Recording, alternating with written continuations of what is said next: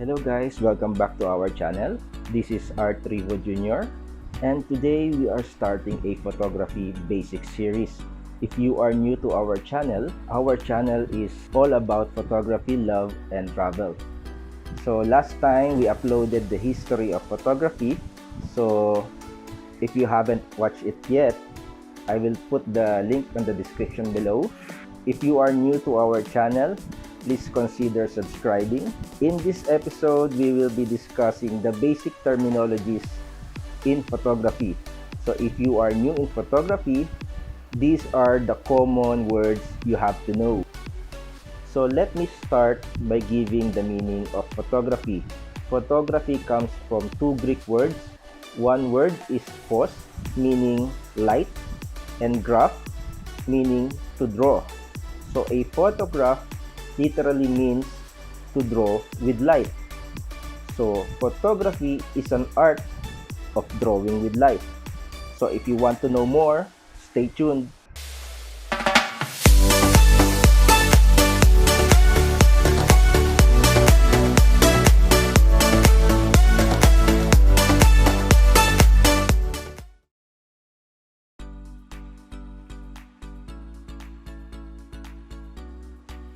A camera is an optical instrument used to record images, or what we call photographs.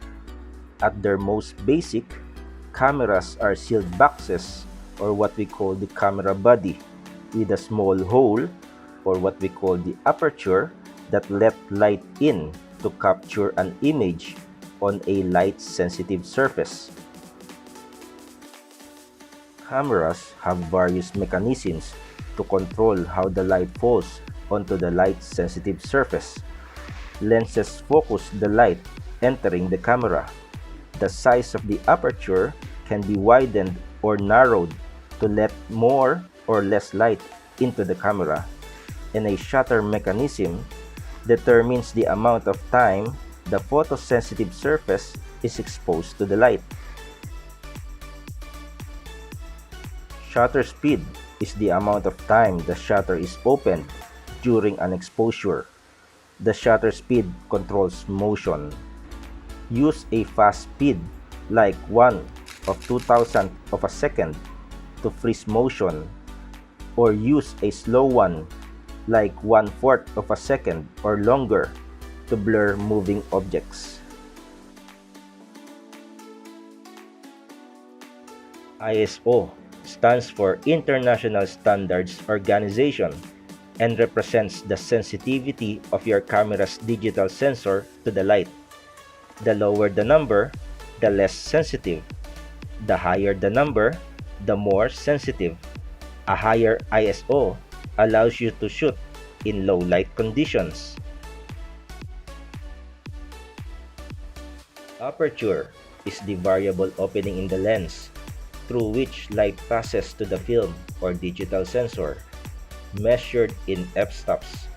I like to compare it to your pupil, which opens and closes to allow more or less light to enter your eye, depending on the brightness level of the room. Sequence of f-stops are multiples of the square root of 2. This is 1, 1.4, 2, 2.8, 4, 5.6, 8, 11, 16, 22, etc. Even though these steps are confusing, just remember that each step is double the amount of light.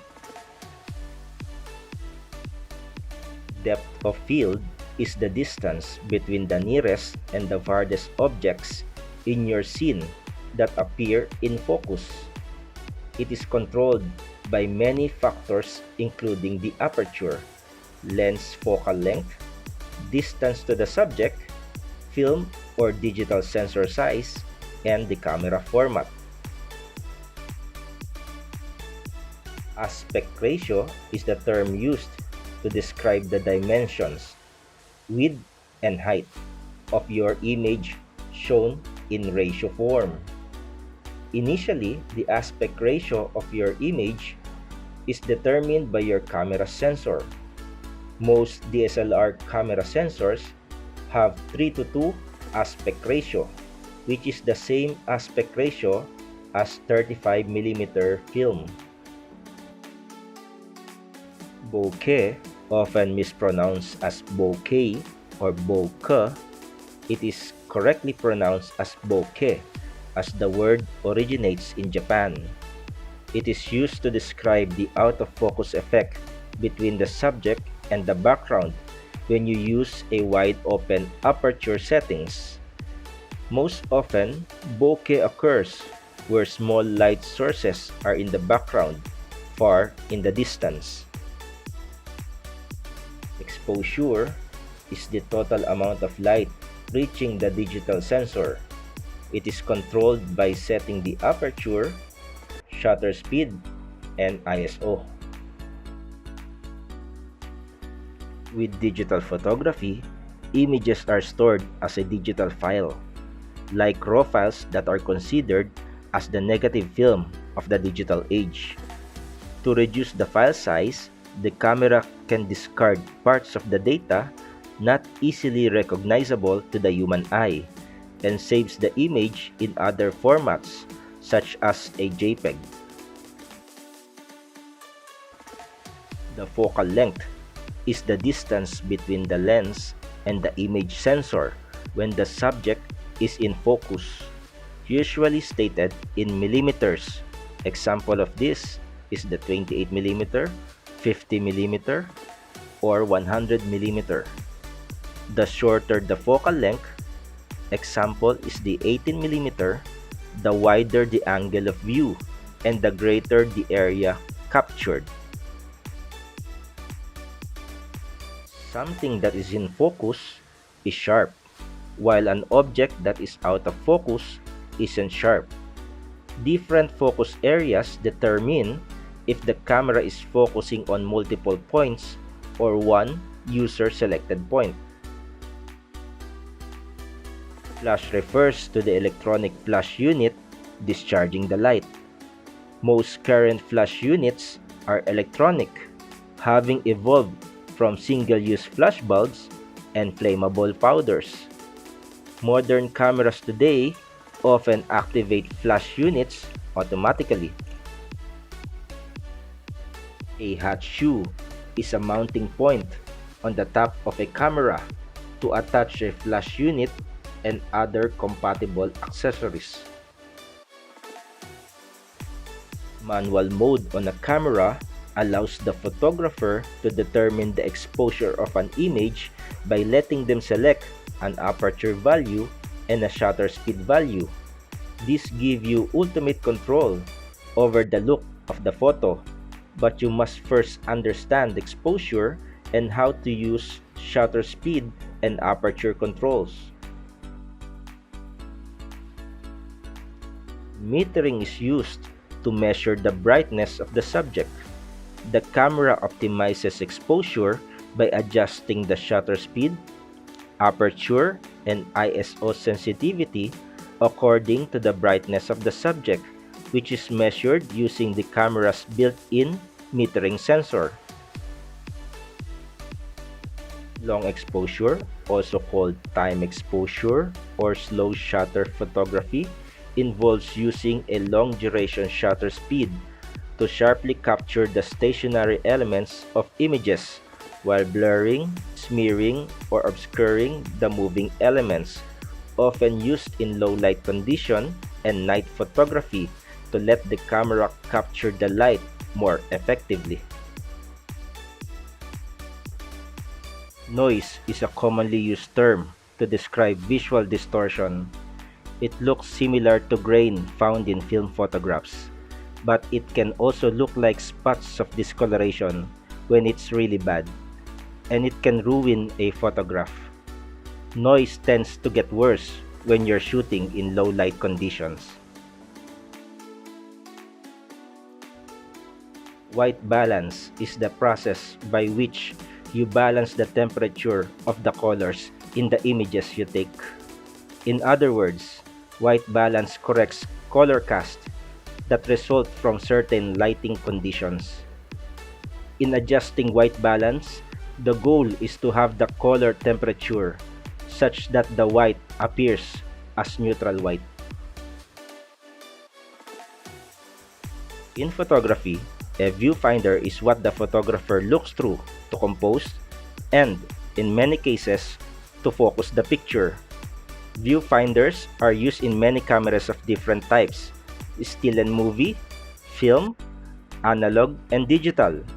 A zoom camera usually zooms its finder in sync with its lens, one exception being rangefinder cameras. It is the dimensions of your camera's sensor is capable of capturing. It is expressed in megapixels. For example, a camera has a resolution of 5472 by 3648, which equals to 19,961,856, which they rounded off to 20 megapixel. This is not the only factor in image quality, but generally, the larger the number, the larger prints you can produce from it without loss of quality.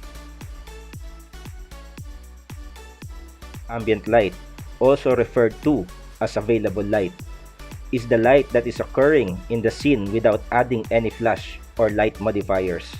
This could be daylight or man-made light such as tungsten or fluorescent bulbs.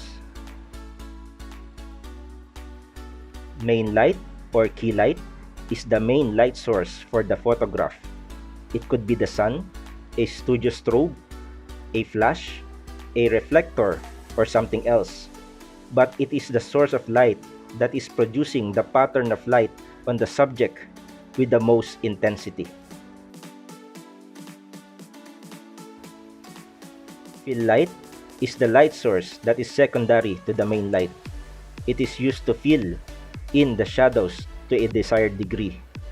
It can be produced by using a flash, a reflector, or a studio strobe.